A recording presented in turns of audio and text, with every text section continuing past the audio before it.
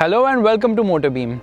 10 years back, when Jaguar Land Rover was taken over by Tata Motors, a lot was expected, and finally in 2018 we get this, the Tata Harrier, an SUV which is very promising and is underpinned by a Land Rover platform. Now dare I say it, this is a mini Land Rover.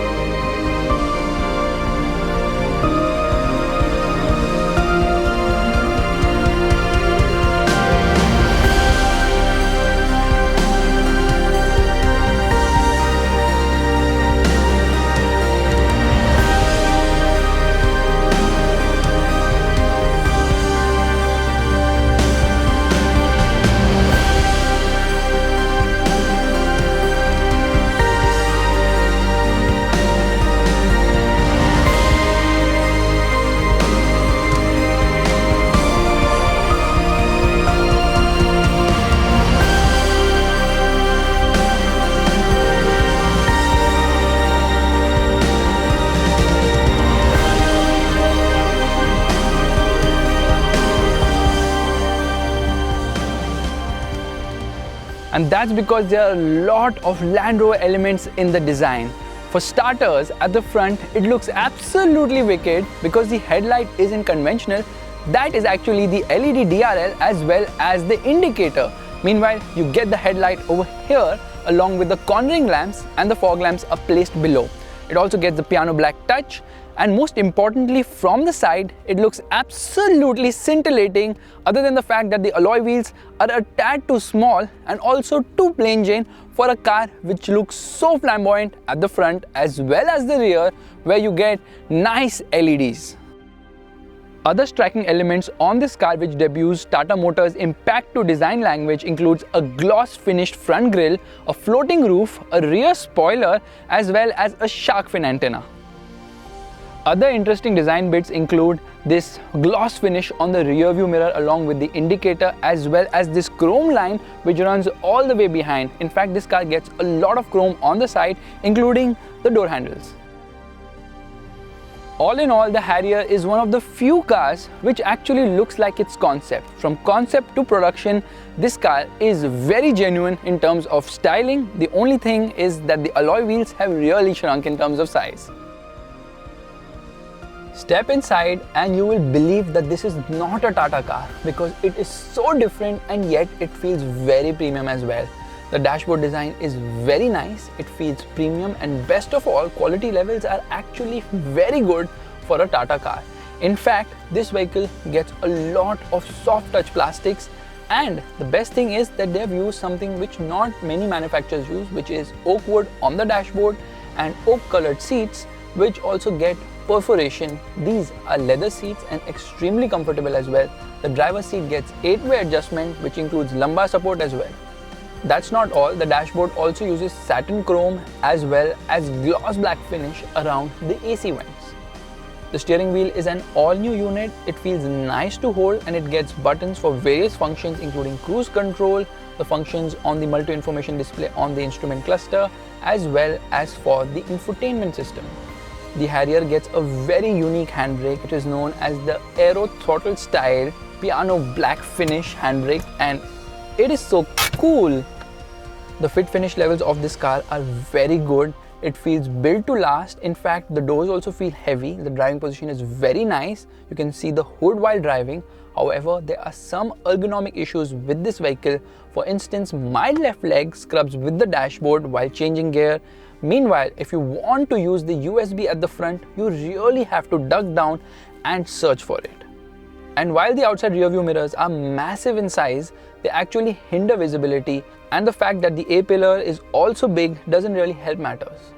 The Harrier scores high on practicality because it gets as many as 28 storage bins inside the cabin, right from big door pockets which can easily accommodate a 1-liter bottle to sunglass holder, smartphone holder. In fact, it even gets an umbrella holder. Under the front center armrest, there's also a cooling function. Meanwhile, the glove box is large enough and there's also a tablet holder in this car. the Harrier gets an 8.8-inch touchscreen infotainment system, which by the way is similar to the one which you see in the Range Rover Velar. This one gets a lot of functions, right from Apple CarPlay to Android Auto connectivity. It also gets a reverse parking camera, there are reverse parking sensors as well, and it also gets navigation. It's a very slick unit with good graphics, and there are a lot of modes. In fact, there's something known as Drive Pro, which also rates your driving style and gives you score based on that. This system also gets video playback, there's voice recognition, there's voice commands as well.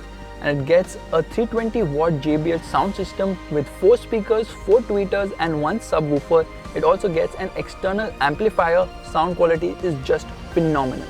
The other unique feature in the Harrier is the instrument cluster, because it gets a 7-inch screen, which is both for the multi-information display as well as the tachometer. The multi-information display is really very loaded. It will tell you exactly which door of the vehicle is open. It also gets a real-time power and torque meter, which is shown in a graphical format, something similar to the one which we first saw in the Maruti Baleno. It also gives you a lot of warnings, including for the front passenger seat belts. Meanwhile, if you cross 120 km per hour, not only will it continuously buzz because it obviously mates with the upcoming regulations, it also shows you a warning saying that you are overspeeding. The Harrier is equipped with plenty of features. It gets passive entry, push button start, cruise control, leather seats, fully automatic climate control system, and it also does logo projection from the outside rearview mirrors at night.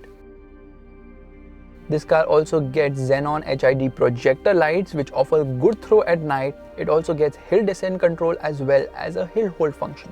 However, the Harrier misses out on certain features which is present in the Hyundai Creta, one of the most popular selling SUVs around this price bracket. For starters, it misses out on wireless charging, electric adjust for the driver's seat, a sunroof and an auto dimming inside rear view mirror. The seat belts also aren't height adjustable at the front. In terms of safety, Tata has equipped this vehicle with 6 airbags, a first for the company. It also gets an advanced ESP which gets off-road modes, and along with that 14 other functions.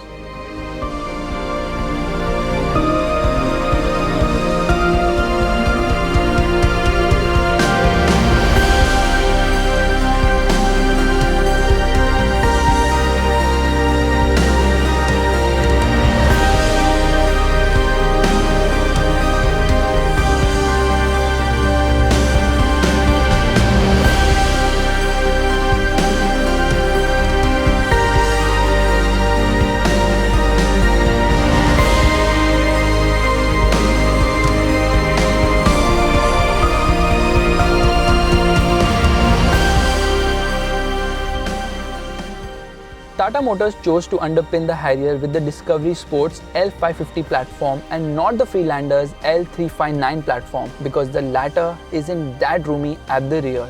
Thus, backseat comfort was a priority when making the Harrier, and they have nailed it because there's plenty of space over here in the rear seat. There's good amount of knee room as well as leg room, and under thigh support is also very good.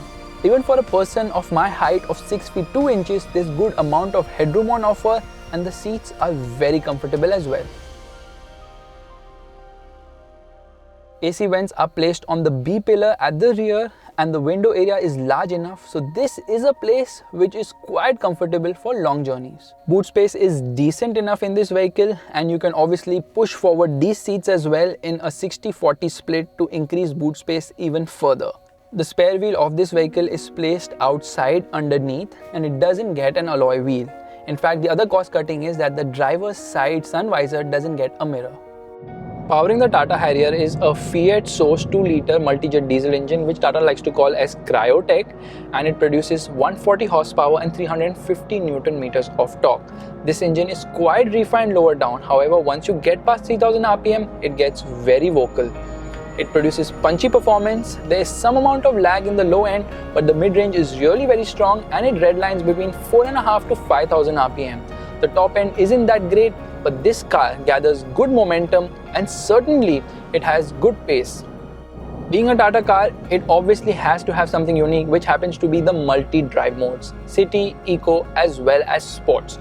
Obviously, this changes the map, which means that the power and torque output in various modes is different, it is the most in sport mode, and it can be felt immediately. When you get into eco mode, you feel like the car has lost a lot of punch. However, in sport mode, the performance is very sprightly. This car should return a mileage between 10 to 12 kilometers per liter, which is quite respectable. It also gets a very smart ESP mode. Unfortunately, with the ESP turned off, you can't get into sport mode. This smart ESP has 14 functions. It also gets a selector for the terrain modes, which happens to be dry, which happens to be the regular mode. There's also a mode for wet driving, which is in the rain, and there's also an off-road mode. Now, it might seem like a gimmick for a monocoque equipped car with front wheel drive, but when we went off-road, we were pleasantly surprised.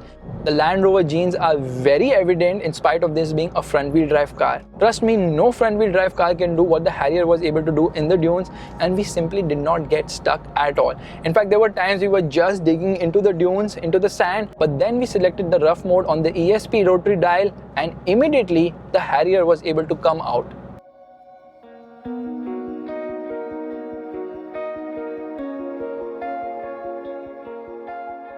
So what exactly does the ESP do? It works very smartly to ensure that you don't put too much power out and dig yourself into sand, and it works quite well. Very smartly done, Tata Motors. Very impressive as well. However, an all-wheel drive variant would have been most welcome, but considering the sales are only 2 to 3%, it doesn't justify the development cost for the same. This car's 6-speed manual gearbox isn't the smoothest, and the clutch also has a lot of play. However, an automatic will be launched next year, which is going to be sourced from Hyundai. It's going to be a 6-speed torque converter gearbox. The Harrier uses the same suspension as the Discovery Sport. Meanwhile, at the rear, it is developed by Tata Motors in conjunction with Lotus Engineering. The ride quality is very great. In fact, it's only at low speed you can feel a little bit of the judder, but as the speed increases, the ride quality simply improves and becomes absolutely phenomenal. The Harrier uses a hydraulic steering. The steering has a lot of feel and feedback as well. At low speeds, it is not very light, but at high speeds, it does weigh up decently well. Yes, there is some amount of body roll on offer, but as an SUV, this car does change direction with eagerness.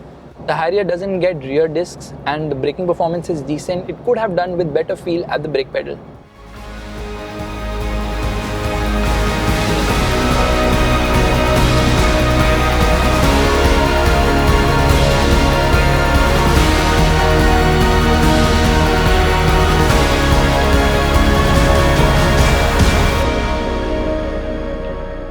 The Harrier is easily the best Tata product ever.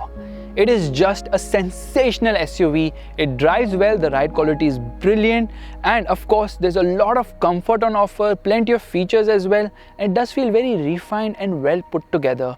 Now, it's going to be priced between 16 to 21 lakhs on road Mumbai, and yes, certain features could have been added. The lack of automatic is a glaring omission, which obviously will come in the future, but as a product and an SUV, the Harrier absolutely nails it. You are definitely going to see a lot of this car on the road, I promise. If you are looking to purchase a Tata Harrier with a car loan, Bank Bazaar can help you apply for one real easy. Just download the Bank Bazaar app to access lowest rates from more than 40 banks to instantly finance your car. Thank you so much for watching this video. If you liked it, make sure to give it the thumbs up and also subscribe to the MotorBeam channel, and do let us know in the comment section what do you feel about this mini Land Rover.